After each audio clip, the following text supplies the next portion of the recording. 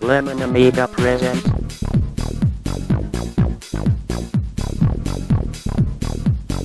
A Playguide video review. Sit back and enjoy the show.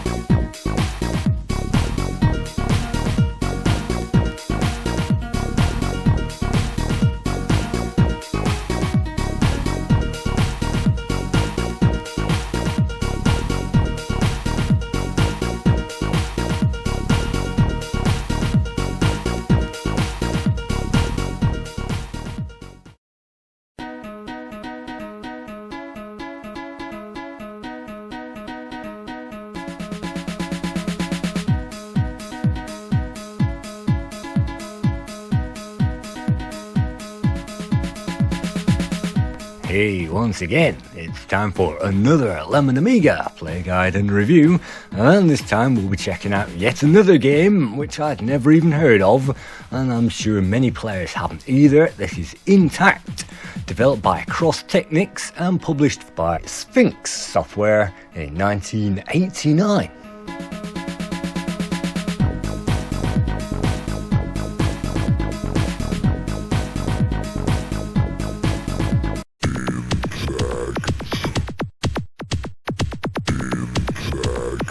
Loosen up now, children.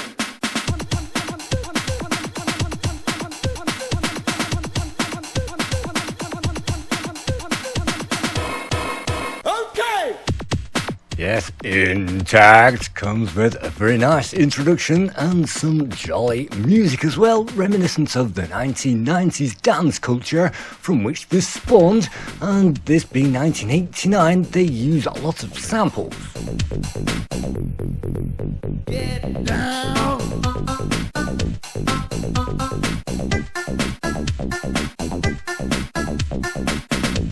I think it's always great to see a groovy introduction, and some effort has gone into the music and the presentation of this game.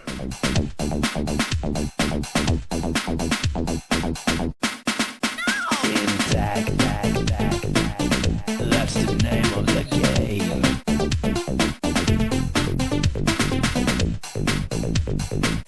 From this introduction, we can see the high score table, which has a number of the programmers and the people that worked on this game, as well as 2 scores by me, which are pretty weedy, it has to be said, because I didn't get very far with my practice run of this game.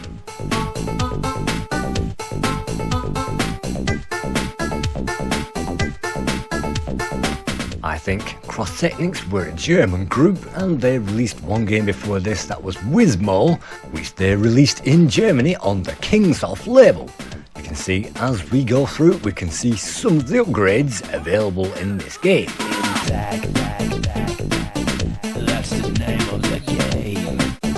It will get you intact. That's the name of the game. It will get you intact. It would have been great at this point to point out the programmers of this game, but unfortunately the graphics artist and the programmers and the coder unfortunately remains a mystery, and I can only guess based on the names here on that high score table. And Christian N and Christian H, well, they were brothers and they were part of Cross Technics, and Uno as well, so hopefully we'll get to see those names a bit later on.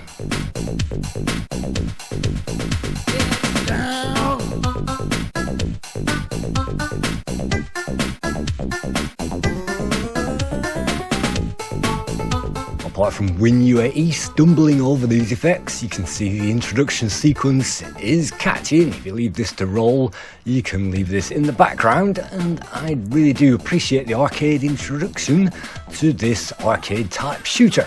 Unfortunately, there aren't too many options that we can pick from, and so all we can do is start a 1-player or a 2-player game.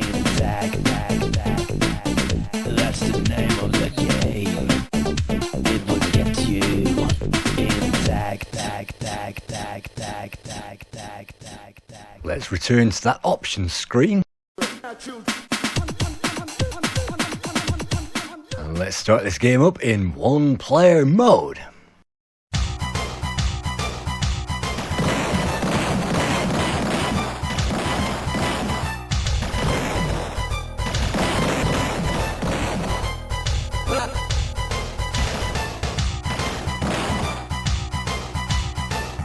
Intact, we get to fly around in a spaceship, and you can see it's a green one, and player 2 gets to fly a purple one, and the aim of this game is to blow away all the enemy waves, and they will give us a credit.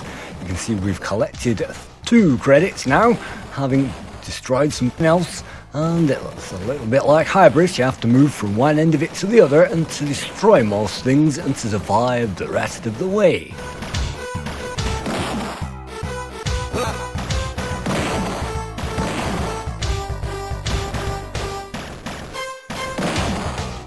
As usual, I'm showing you more or less my first try. This is actually my 3rd try after 2 absolutely useless warm-ups.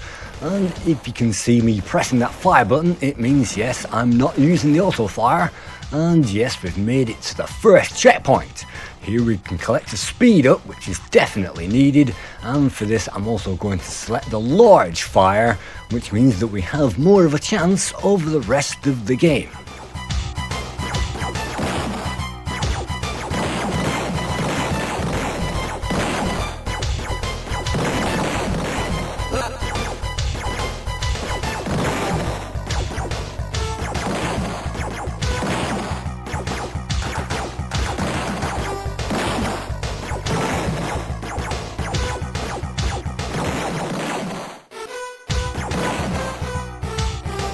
If this game looks easy at the start, well, it certainly isn't, and this is actually the furthest I've ever been on one of my tries because I didn't even get this far.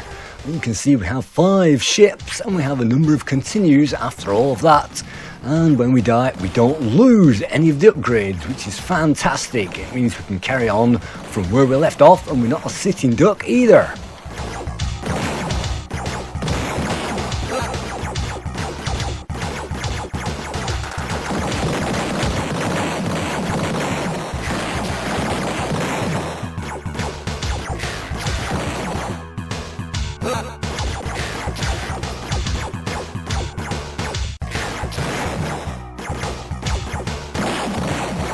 Like all the best shooters, it tends to take it easy on the player, and yes, this is really easy compared to what it's like later on.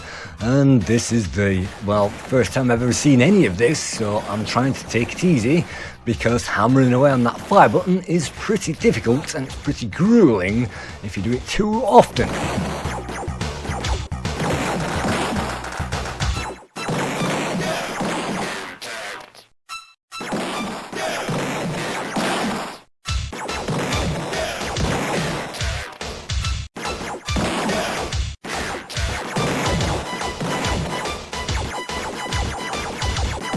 Periodically we will face bosses, and you'll have to take them down in stages and destroy the parts of that ship before you can destroy the whole thing, plus avoid all of the bullets from all of the other enemies.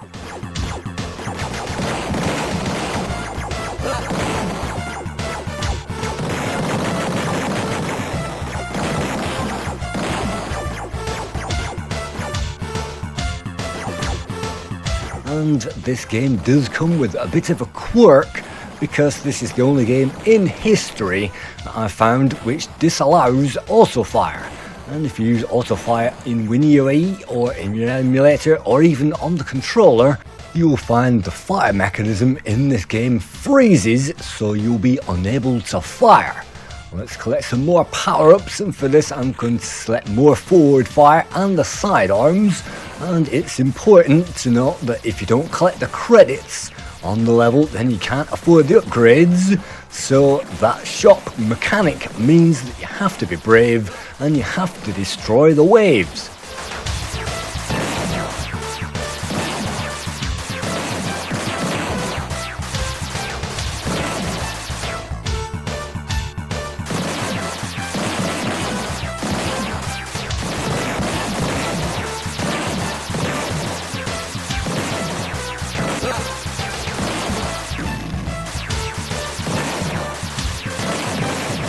Whenever we die, we are invulnerable for maybe 4 seconds, and that's great, but if you hammer away on the fire button too quickly, trying to come back into the action, then you'll find it's frozen until you stop pressing that fire button, and you'll have to wait a few seconds for that to happen. and in the thick of the action, firepower freezing because of the anti-lock auto-fire mechanism in the game isn't very helpful.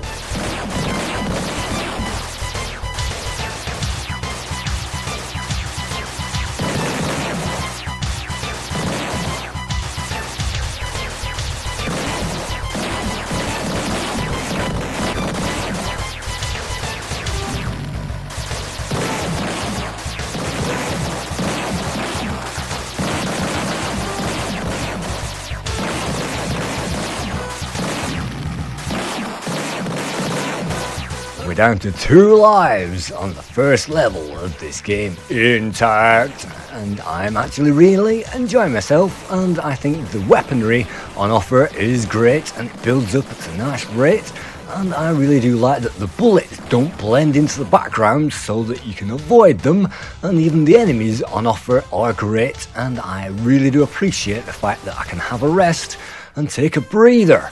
So what can we afford? Well, we've got 8 credits. Let's see now. Let's afford the spray pattern, and that should hopefully afford us now with 3 lives, having gone over a score checkpoint. And 2 lives or 3 lives in this game, well, it's not the end of the world, as we shall see.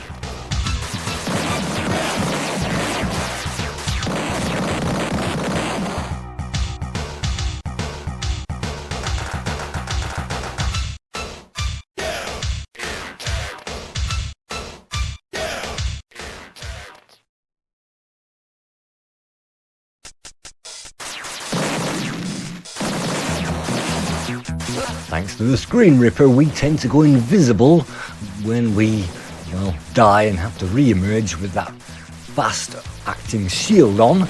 But apart from that, you can see the ship itself does change as we upgrade it.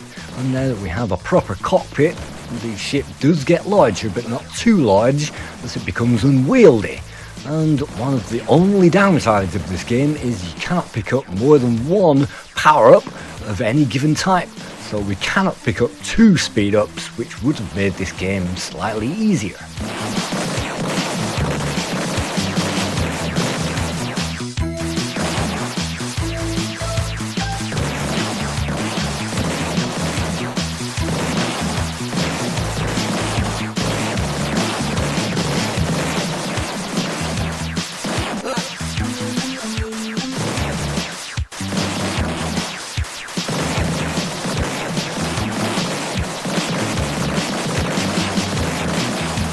On level 2 out of the 4 in this game contains some rock music and also contains more breathable areas, and so with 10 credits let's see what we can afford, and yes, let's go all the way out there. And what's this one? Well, it seems to be something which we can use, and this little impressive device will soak up any bullets in our vicinity and destroy those on contact. The only thing is, because it's rotating around the ship, you have to make sure that those bullets come into contact with it, and so it can only help us out in tight spots.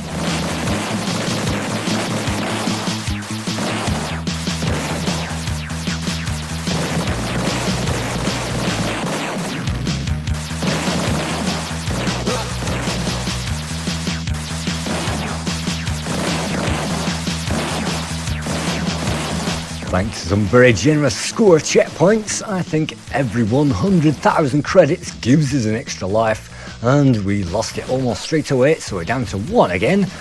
And on this particular level you can see the emergence of a new enemy, that's the train, and so you'll have to blow that train up along its track before it reaches us and before it unleashes a barrage of bullets.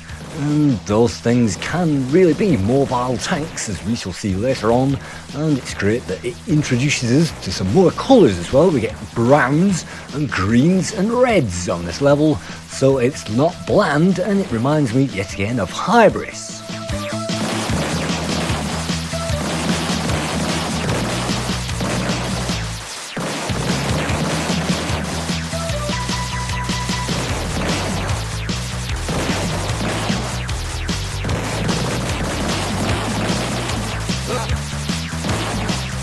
I think if you have 10 credits or more, you get to go for an extra life in the shop section, which reminds me a lot of Delta on the Commodore 64, a game I absolutely despise, but this is not Delta, it's actually a playable version, and you can see our mobile shield drone is actually doing a great job and saving our life already.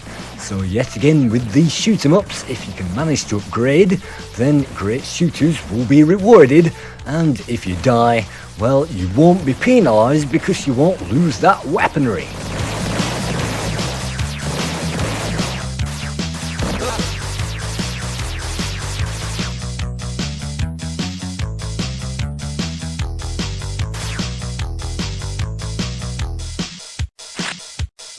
Let's pick up some faster shots, and yes, let's also pick up an extra life as well, because we were down to 1 again, and that means that we can continue with the game.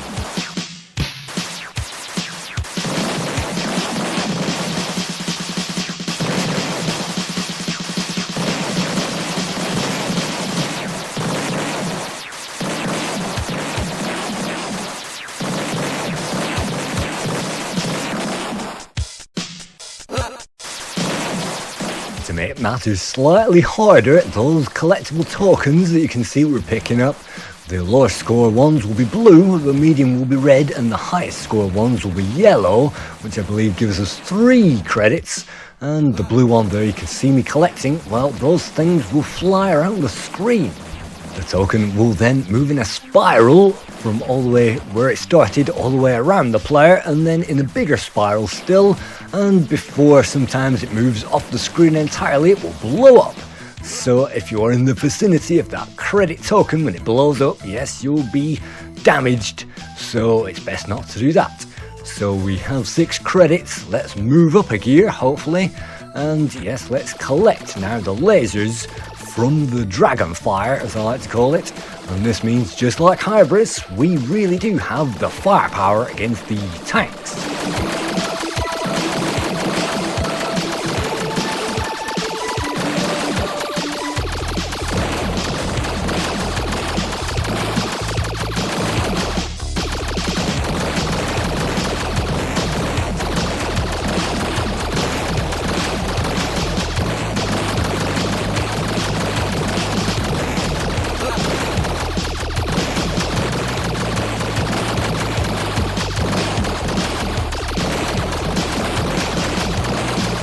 And yes, what it sounds like is the Batman theme playing in the background, and this music really does take advantage of all the genres and doesn't take itself at all seriously, and I actually had a laugh listening to this crazy, stupid music when I was trying to concentrate on this very game.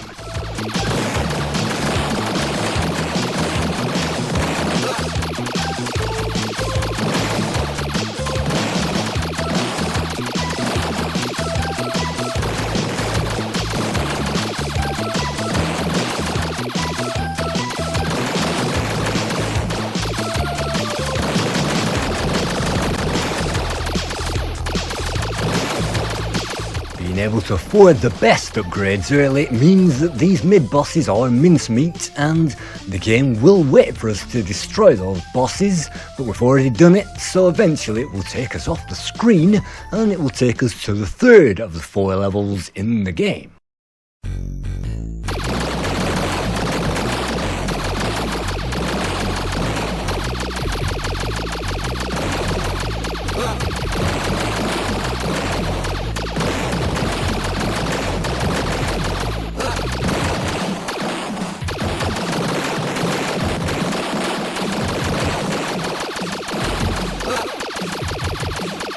On the 3rd level, it introduces us to another aspect of Hybris, and that is barriers which we cannot shoot beyond. And unlike Hybris, we cannot power up into a mega weapon, because this is already a mega weapon, so rotating the joystick doesn't appear to do anything. And on the Moby Games website, it hints that there is a smart bomb effect, which will take credits, and as we have tons of credits, that would be very handy, but if you press the spacebar, it only pauses the game, so I'm not sure if there is a smart bomb actually in it.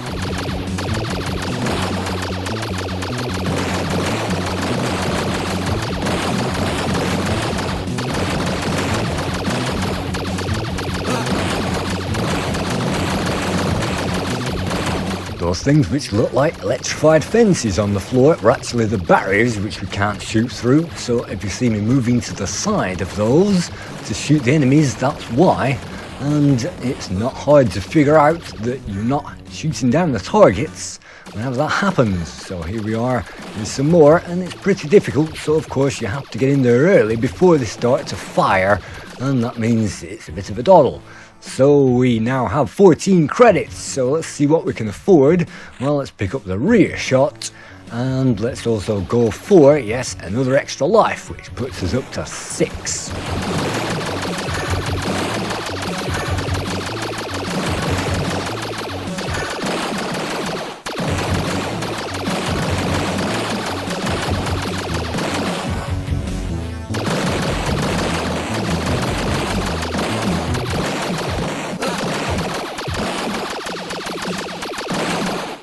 By this point, the game expects us to have the power-ups, and so you'll find rear attacking, and you also find side attacking. So if you don't have those firearms, of course, like this, the game expects you to loop around, and if you don't have the shield, then you can't soak up the bullets either. So getting this far really means expenditure in the shop, and if you can't get those tokens quickly enough, then you might as well forget it.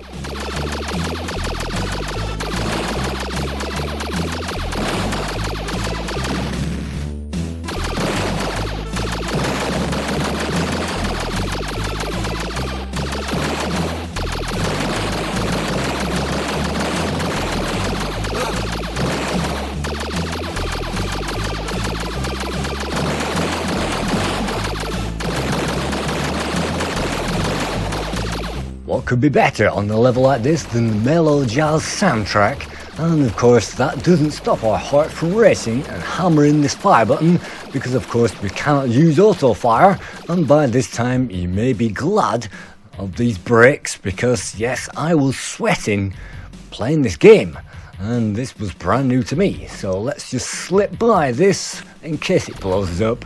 And I think that doubles our firepower strength, which means yes, we now have at least 6 or 8 forward firepower things blasting away, and it means that we can survive with this mega arsenal going on.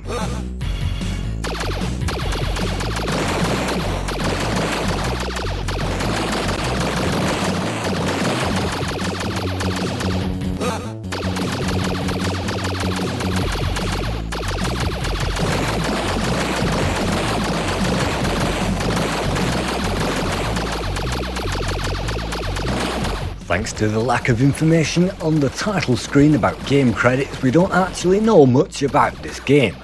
But I'm surmising that the Cross Technics team were Christopher Nilsson, who probably coded this game.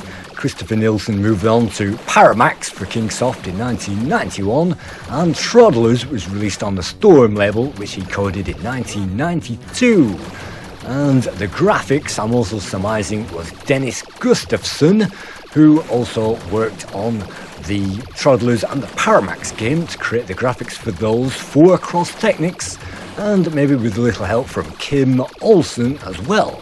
And all of those guys in Cross Technics moved on to Mobile One Rally Championship, which was of course a magnetic fields game, which came out in 1999, and Christopher Nilsson actually moved on after that to be the managing director of Richard Burns Rally in 2004.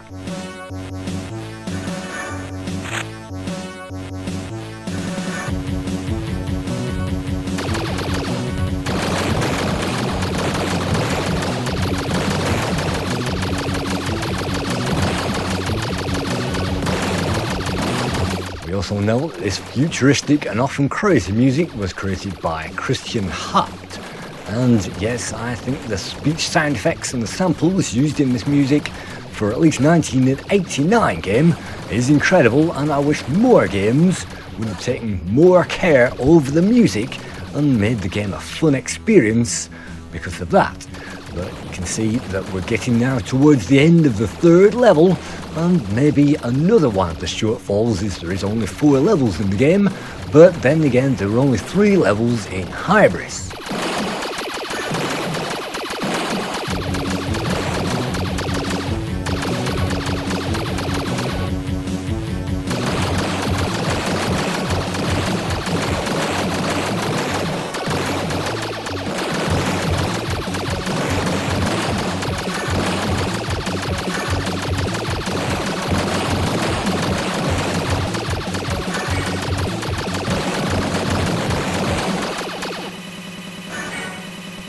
now have 9 lives, as you can see, and I'm not quite sure how many lives that we can have. And again, the game pauses to give us time to destroy the boss, but we've already done it, so we'll wait for the game to time out and take us off that screen.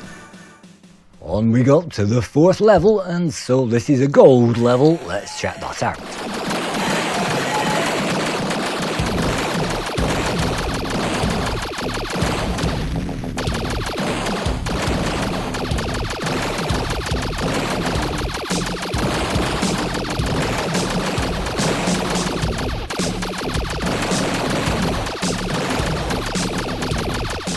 Level 4 of Intact is probably the easiest one. You can see all we have to do is to avoid the scenery, which is harmless because it doesn't fire back, and eventually we'll get to a few enemies, which are pretty easy because this is a very tight corridor.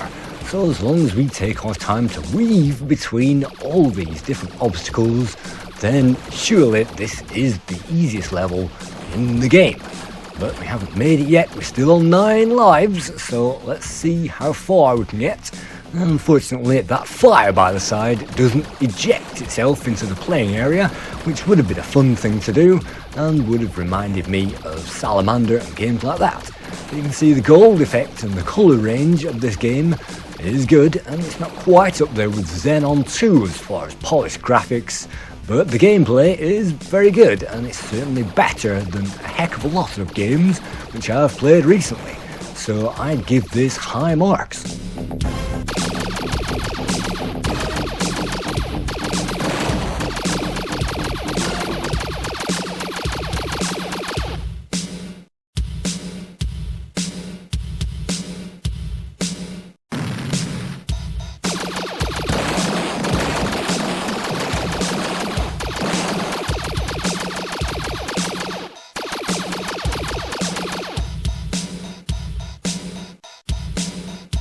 Of course, just like the worst shooters, some of these things lead to dead ends, but luckily we can use up a life at this stage and we can mold our way through onto the next section. And I wish those things didn't have dead ends, but you can see we've chosen the right way for the shop, and you can see that we don't have enough credits now for an extra life, so nothing will be available to buy. And that's no problem because we already have the best firepower, so only the extra life will probably be available anyway. So as you can see, I'm enjoying my time with this game. I had a tremendous time with it, and yes, I'm sweating and my fingers are slipping off the fire button trying to hammer it, and my right arm is actually falling off reviewing this because it's been hammering away at that fire button for so long.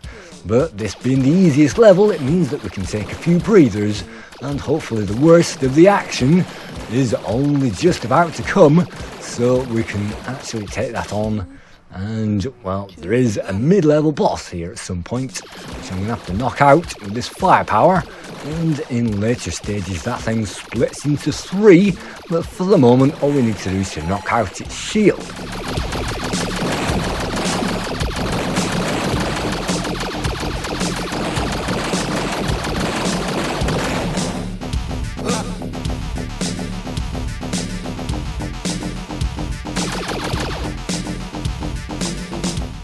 And yes, that scenery does look a lot like R-Type to me, with the pincers and R-Type. This may be, but I hate R-Type with a passion, and R-Type too. In fact, for a long time I thought that I hated shooters in general, and that was largely because of Project X and shooters which were really unfair. But what I discovered this year reviewing all these shoot-em-up games is that's not actually true. What I hate is horizontal shooters, and vertical shooters I actually love, and that's why I love bullet dodging and I love getting into the zone for this game.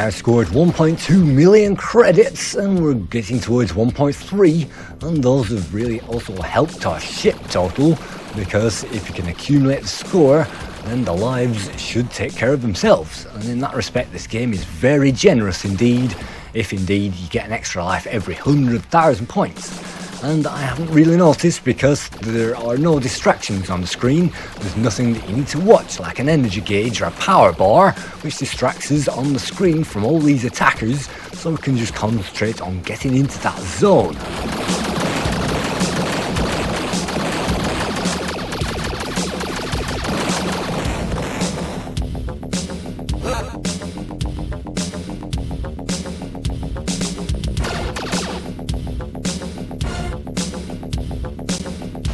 We've seen some heavy metal games, and we've seen Super Space Invaders recently, which was a kind of a heavy metal version of Space Invaders.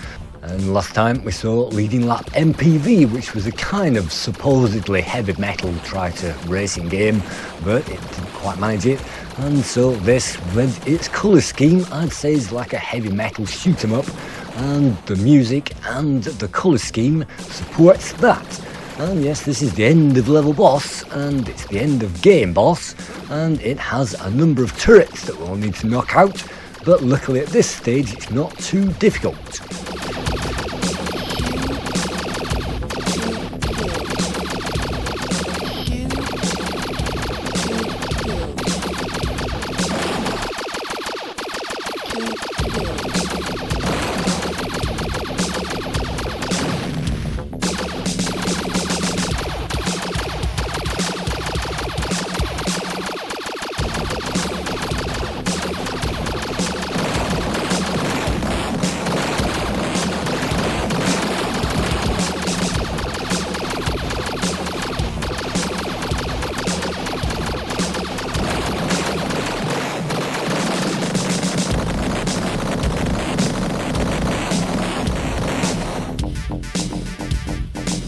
We survived that with 3 lives remaining, and that means that we get to see the monumental end of game sequence.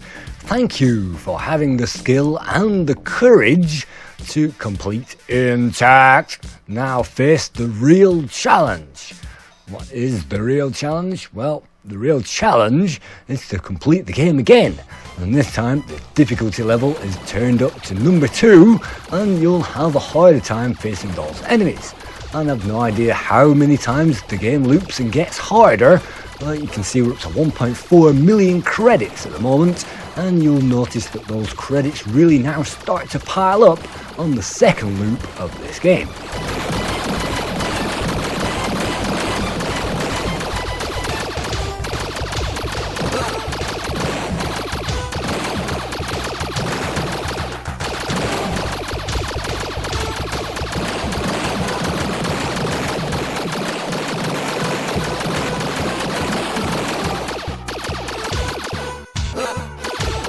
When collecting credits, it makes an odd noise like "ah," and that is a sound effect of somebody straining to reach something and only just making it. And in these later levels, you'll see me doing that quite a bit. And it's just that it's really not necessary, because we have all the greatest firepower, which does not diminish when we die. And of course, we've just collected another extra life at 1.5 million checkpoint. So I'm going to collect an extra life because that's the only thing I can collect from the shop. But apart from that, well, there's no really point collecting those tokens.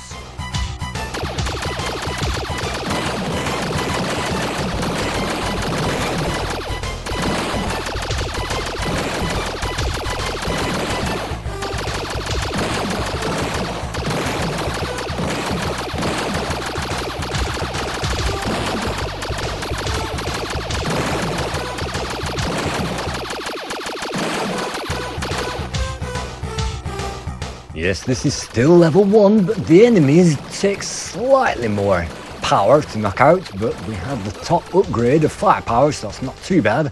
But the main thing is they will fire their weapons more often, and they will fire more on target. So with this early easy stage to wind us back into the action, you can see now a bullet fest of firepower, and it really will turn into a bullet hell game a little bit later on. for now it's still giving us the benefit of the doubt, and because our credits are stacking up, it means we now have enough for yet another extra life. So if you reach this point, it means that hopefully, even though we just wasted that, it means that hopefully we can earn our way through to the end of each level.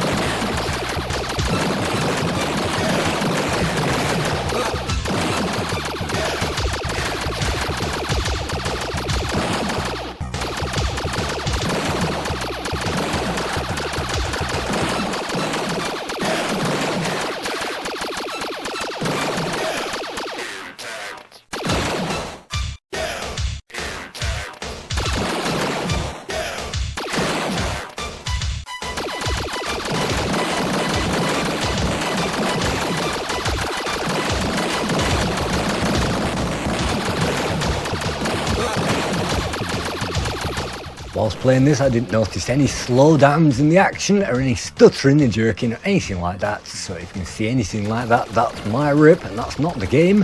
This flows very smoothly. In fact, with all this action going on, it flows incredibly smoothly. And so it's been well coded. The graphics aren't much to write home about and they're pretty middle of the road, but they're not awful either. And with this action going on, who needs terrific graphics to distract us anyway? The music is terrific and I really do love the music in this game, and the general playability on offer given this firepower after the headaches of level 1 is pretty darn rewarding.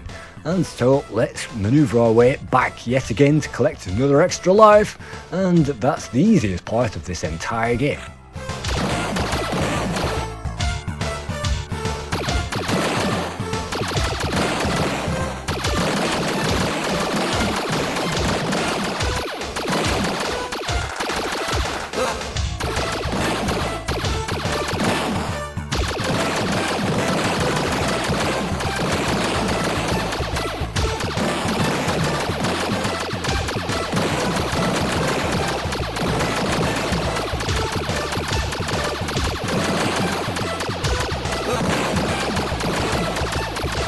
As long as the player keeps on the move and keeps hammering away at that fire button and concentrating on the foreground and avoiding bullets, and concentrating also on the high ground to destroy the enemies before they get any shots on target or any bullets or missiles on the screen, it means that we can anticipate these things and we're not being attacked left, right and centre, which really spoils some shoot 'em ups. So it gives us a fighting chance and a tremendous firepower. So even though this is not the greatest shoot 'em up on the Amiga, the reward factor for playing this is high.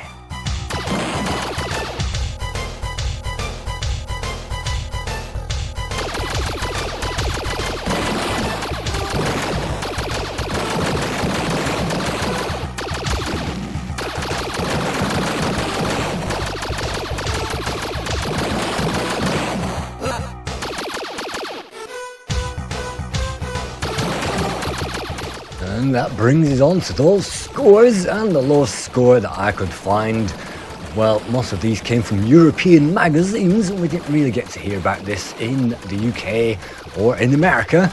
And Dator magazine gave this 50%, or Dator magazine, if that's how it's pronounced. I think it's Dator, as in data.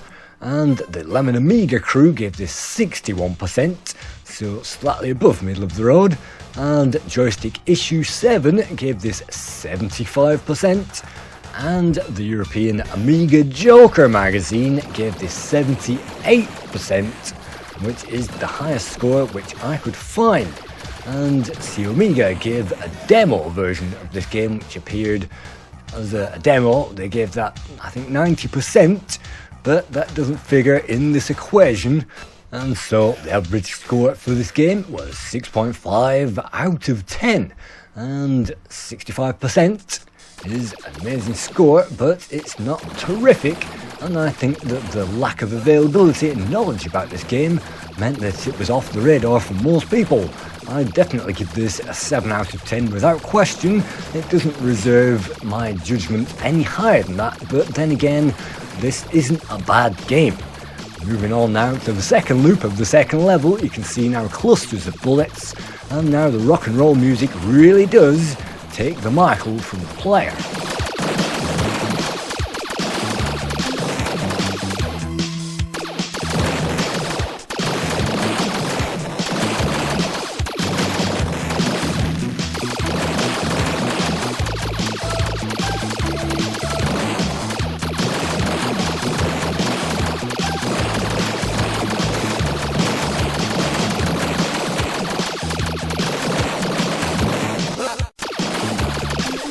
We're now on 2.4 million credits, and so we've gained another million, and so it won't be long before we die at this rate given the amount of bullets. And just like many shooters, once you start dying, then it descends into hell, and you keep all of your firepower with every credit, but as soon as you spend a credit, unfortunately, you'll be degraded a little bit. And that little bit of a degrade means it's a seriously hard job to come back, and if you lose another credit, then that means that you'll be on the very worst firepower possible, and if you lose that, then it's game over.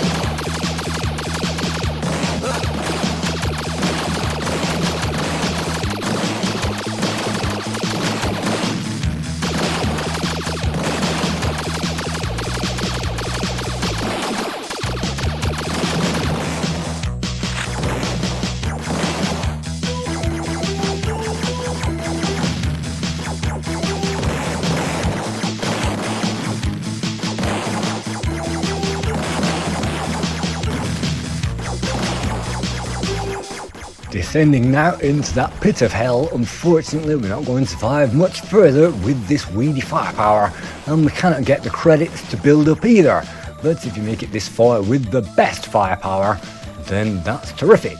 But at the moment we're on our final credit, and unfortunately we're on the weakest bullets known to mankind, and the slowest chip as well, so that means it's going to be game over.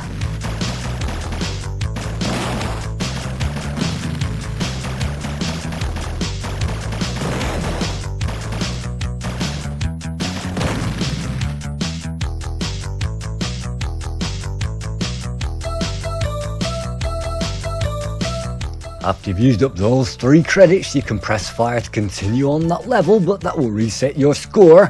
So what I'm going to do is put that 2.6 million into that high score table.